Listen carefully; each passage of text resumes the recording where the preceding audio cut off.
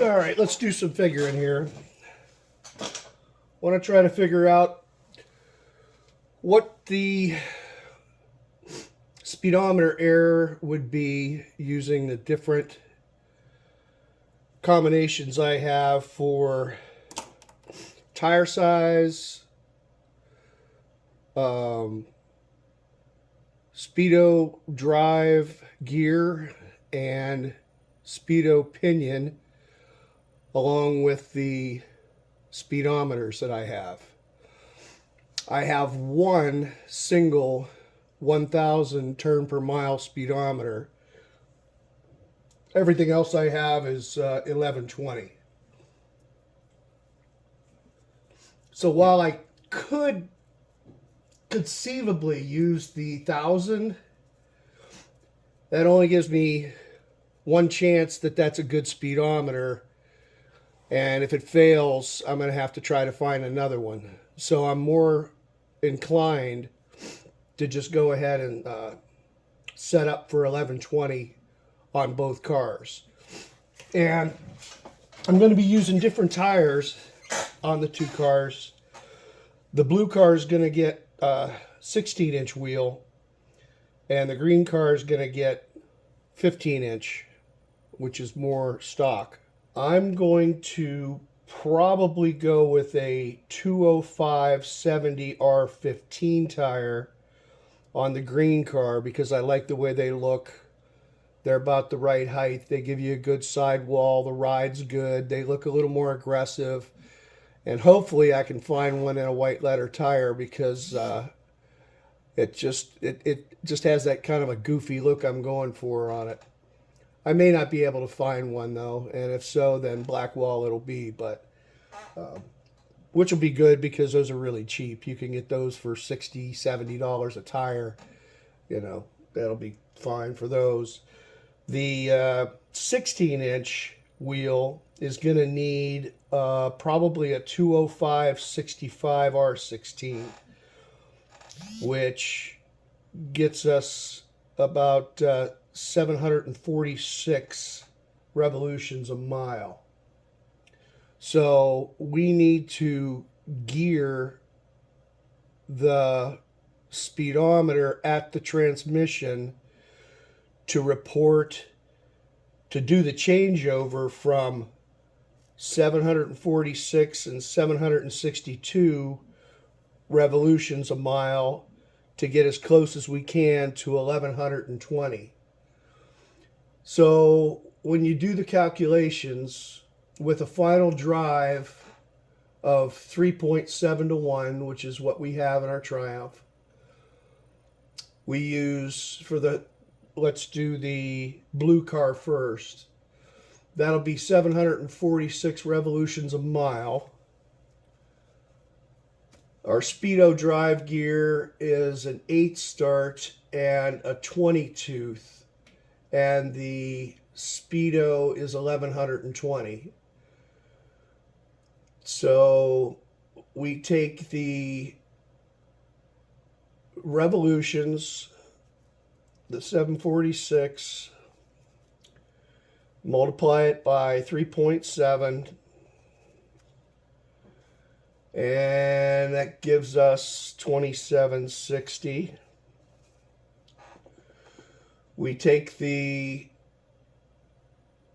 relationship between the drive gear and the pinion teeth, which is, we said 8 and 20, and divide that, which gives us 0.4. So we get 2760 times 0.4, which will give us 1104. And the speedometer is looking for 1120. So that means we're about 16 turns a mile slower than what is expected. So a percentage error off of that would be like 1.42%.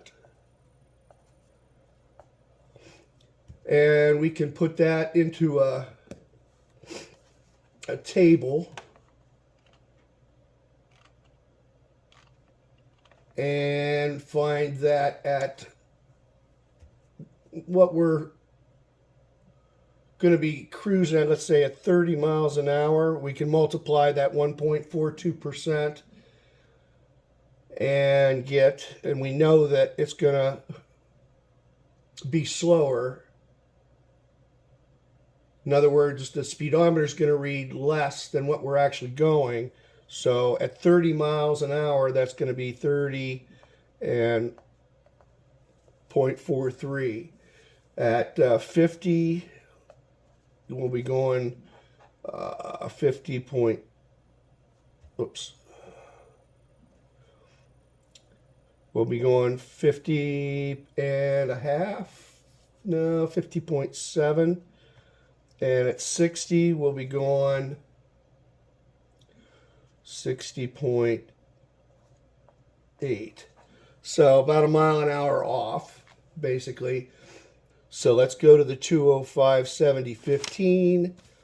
That's 762. And we're going to use the 8-start drive.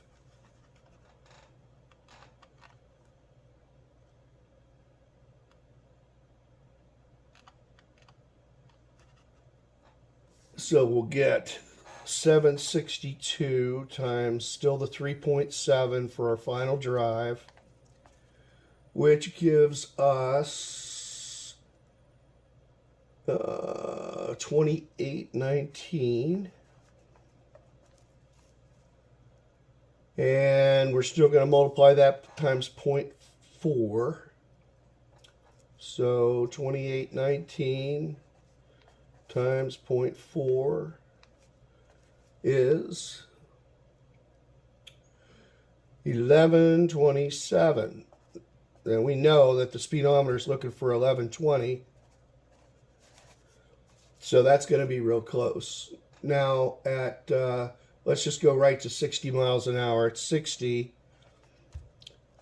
we're actually going to be going 59.6 miles an hour.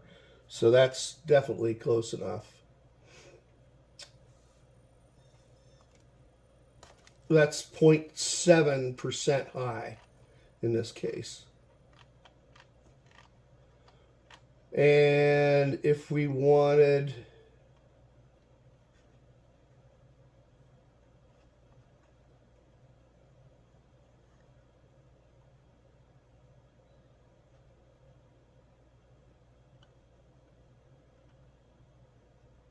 yeah, that's really as close as we can get